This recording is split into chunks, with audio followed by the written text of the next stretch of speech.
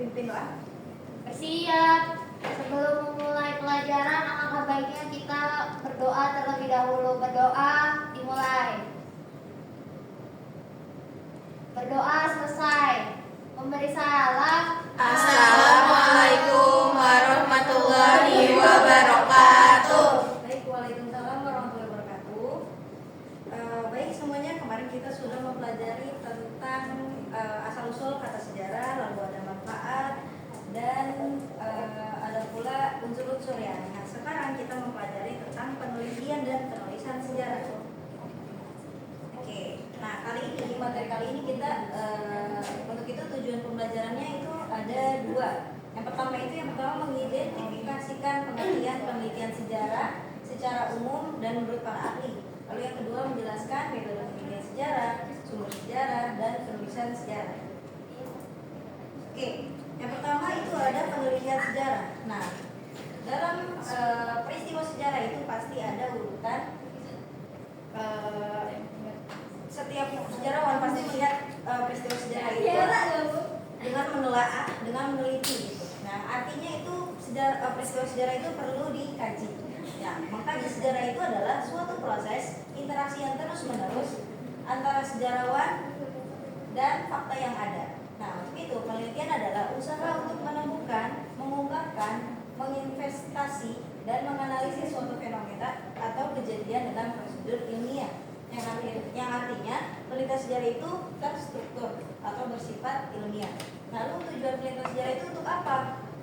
Nah, untuk memahami masa lalu dan mencoba memahami masa kini atas dasar peristiwa atau perkembangan di masa lampau, yaitu membandingkan antara peristiwa yang lampau dan peristiwa masa kini. Nah, selain itu penelitian sejarah ini menurut THC, yang dimana ia mengungkapkan bahwa penelitian sejarah adalah proses sistematis untuk mencari data yang dapat menjawab pertanyaan tentang fenomena masa lalu. Lalu secara umumnya adalah penelitian sejarah ini adalah untuk membuat rekonstruksi peristiwa secara sistematis dan objektif dengan cara mengumpulkan, mengevaluasi, memverifikasi, serta mensintesiskan bukti-bukti sejarah untuk mendukung fakta sehingga diperoleh kesimpulan yang kuat. Jadi dapat disimpulkan bahwa penelitian sejarah adalah proses mengkaji secara sistematis suatu peristiwa masa lalu dalam rangka mendapatkan pengetahuan atau pemahaman yang mendalam serta makna dari peristiwa itu. Selanjutnya, nah di dalam peristiwa sejarah itu memiliki metode. Metode ini adalah tahapan penelitian sejarah, yang dimana menurut Louis Goskal, metode sejarah ini adalah proses menguji dan menganalisis serta kritis berupa rekaman, dokumen dan peninggalan masa lampau. Yang dimana itu metode dalam sejarah itu adalah yang pertama itu ada heuristik. Heuristik itu adalah pengumpulan sumber-sumber sejarah. Lalu ada kritik atau verifikasi. Setelah kalian mengumpulkan sejarah, kalian perlu namanya pemeriksaan keaslian sumber sejarah. Yang ketiga adalah interpretasi, yaitu dimana habis kalian mengumpulkan lalu melakukan perbandingan lalu kalian menafsirkan apa sumber-sumber kalian yang sudah kalian kaitkan dengan peristiwa sejarah. Lalu setelah interpretasi itu ada historiografi, artinya penulisan sejarah terhadap hasil penelitian yang sudah kalian dapatkan. Nah, yang tadi heuristik. Nah, heuristik ini berasal dari bahasa Yunani, yaitu heuriske, artinya mencari atau menemukan.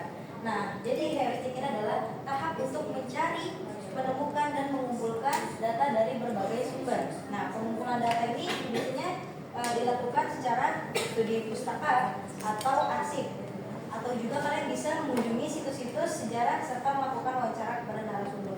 Nah, kalian biasanya kan sudah pernah ya ke museum, salah satunya seperti Museum Lubang Buaya. Itu adalah peristiwa sejarah di mana bukti asli dari adanya gerakan G30S PKI pada saat itu. Oke, lalu ada kritik dan verifikasi itu dan sudah tadi saya jelaskan, itu tentang penilaian terhadap sumber sejarah.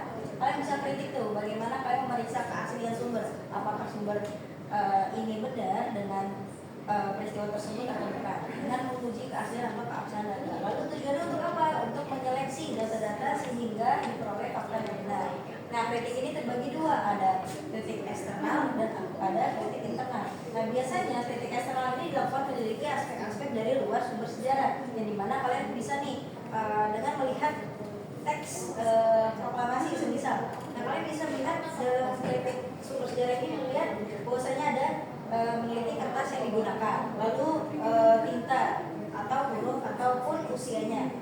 Lalu kritik internal ini meneliti isinya. Itu tujuannya untuk menilai kredibilitas atau kepercayaan sumber. Contohnya perubahan agraria di pedesaan pada tahun 1950, yang dimana kalian bisa temukan tuh laporan tertulis atau catatan yang berisi tentang laporan lembaga ketahanan masyarakat desa di wilayah tersebut. Lalu ada interpretasi, yang mana ini kalian menafsirkan dan memahami makna keterkaitan dari sumber-sumber sejarah yang telah diverifikasi. Nah, jadi interpretasi ini adalah penafsiran terhadap suatu peristiwa sejarah, fakta sejarah, dan merakam suatu fakta dalam kesatuan yang masuk akal. Lalu adalah historiografi, itu adalah penulisan sejarah, yang dimana proses ini menyusun secara tertulis hasil temuan-temuan yang diperoleh dalam satu penelitian sejarah menjadi cerita yang siap untuk dibaca, atau tulisan atau penulisan terhadap hasil penelitian dan laporan sejarah. Ya, biasanya terdapat bagian utama, yang pertama itu terdapat yang kalian bisa nulis dulu, lalu ada pendahuluan, itu berisi tentang latar belakang, permasalahan, kajian pustaka, lalu ada metode yang digunakan dan garis serta berisi tentang garis besar isi dari penelitian sejarah tersebut. Lalu yang kedua ini pembahasan atau uraian argumentasi yang disusun menjadi kisah atau rekonstruksi peristiwa yang dikaji. Lalu yang ketiga itu adalah kesimpulan. Kesimpulan ini adalah hasil akhir penelitian oleh para sejarawan, yaitu disimpulkannya penelitian sejarah yang sudah kalian lakukan. Lalu ada sumber-sumber sejarah. Ini berdasarkan jenisnya, ada primer dan ada sekunder. Nah, primer ini adalah tentang data yang diperoleh langsung dari subjek atau data pertama atau data paling utama dari sumber sejarah. Nah, biasanya ini berupa arsip, fosil, atau file dan hasil wawancara dari para pelaku atau saksi sejarah. Lalu sumber sekunder itu sumber kedua, yang dimana disebut juga dengan sumber pendukung yang ditulis atau dibuat setelah kejadian selesai. Contohnya hasil penelitian sejarawan, lalu laporan penelitian yang relevan, lalu biografi, surat menyurat, surat kabar yang tidak sejaman dengan peristiwa tersebut. Lalu ada sumber sejarah berdasarkan bentuknya, yaitu ada 3, ada tertulis, ada benda, ada lisan. Nah, yang tertulis ini biasanya berupa prasasti, kronik, atau catatan perjalanan pada saat peristiwa sejarah tersebut. Lalu ada babat, hikayat, surat-surat, laporan-laporan, naskah, buku, surat kabar, dan majalah. Sedangkan sumber benda itu berupa foto, video, bangunan seperti rumah atau candi, kantor, dan lain-lain sebagainya. Lalu ada peralatan seperti tikar, guci, meja kursi, buku atau mesin ketik yang lainnya. Lalu ada sumber lisan, yang dimana ini tradisi lisan atau oral history, yang dimana cerita ini diwariskan antara generasi secara lisan. Contohnya petua dan cerita rakyat. Lalu yang materi kedua itu penulisan sejarah atau historiografi. Nah, pada tahapan ini sejarawan menyusun hasil interpretasinya berbagai fakta sejarah berupa publikasi, laporan penelitian sejarah. Lalu hasil historiografi ini perlu dipubliskan dan diketahui oleh banyak kalangan agar hasilnya dapat dipertanggungjawabkan. Nah, historiografi sejarah Indonesia ini ditulis oleh para sejarawan baik Indonesia maupun luar negeri. Di antara itu ada 3. Apa saja? Yang pertama ada historiografi tradisional, lalu ada historiografi kolonial, dan yang ketiga adalah historiografi modern. Nah, historiografi tradisional ini menjelaskan tentang tulisan sejarah dari masa kerajaan Hindu, Buddha, masuknya Islam, Indonesia, dan kerajaan-kerajaan Islam. Nah, ciri khasnya ini berpusat pada istana, raja, dan bangsawan, karena banyak penulisan sejarah yang berkaitan dengan kekuasaan dan penguasa atau apa yang disebut dengan istana sentris. Lalu yang kedua adalah berpusat pada kedaerahan. Nah, ini berciri khas kedaerahan, di mana historiografi tradisional ini biasanya dibuat di daerah-daerah tersebut. Lalu religius sentris, yang dimana ini masih bersifat keagamaan atau kepercayaan. Lalu historiografi kolonial, yang dimana tulisan sejarah ini ditulis oleh masa kolonial Ya biasanya historiografi kolonial ini ditulis oleh bangsa Eropa ya, salah satunya bangsa Belanda yang banyak menulis tentang sejarah di Indonesia.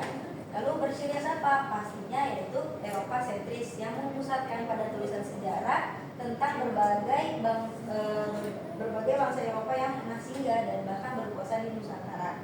Nah, contohnya ini karya Thomas Raffles yang berjudul The History of Java yang terbit pada tahun 1817. Lalu yang kedua bersifat Belanda sentris, yaitu tulisan sejarah yang dibuat oleh sejarawan dan ilmuwan Belanda yang kuat dengan pandangan bangsa Belanda. Contohnya The Edger tahun 1893 karya Christian Snodgrass dan Desidenius van der Laan. Ini karya Stapel terbit tahun 1939. Nah, sumber sejarah tersebut biasanya dia dapat dilihat dari arsip-arsip dari pemerintah Hindia Belanda. Lalu ada historiografi modern.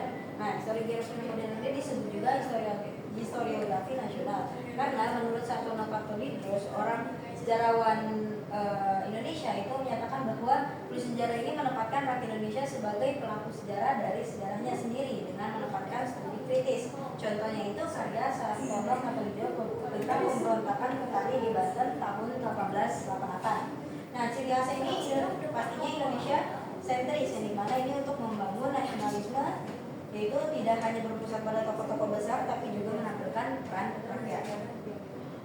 Oke, baik, sudah materi yang saya dapat jelaskan hanya itu. Lalu kalian ada tugas dari saya itu tentang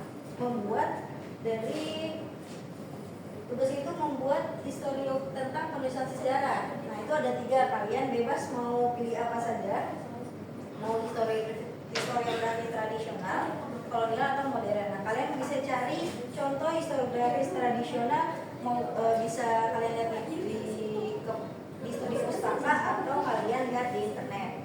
Nah, jangan lupa sertakan juga sumber-sumber sejarahnya, sumber-sumber yang kalian dapat ya, referensinya.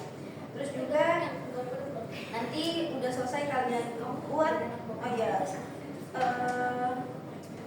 tugas saya ini membuat infografis individu buatnya, terus kalian upload di Instagram kalian. Karena kenapa? Tujuannya untuk menyebarluaskan info atau tugas kalian itu bisa disebarluaskan, bisa dilihat oleh teman-teman kalian yang lainnya. Baik, oke, mungkin sampai situ aja. Kita tutup pembelajaran hari ini dengan baca hamdalah. Alhamdulillah.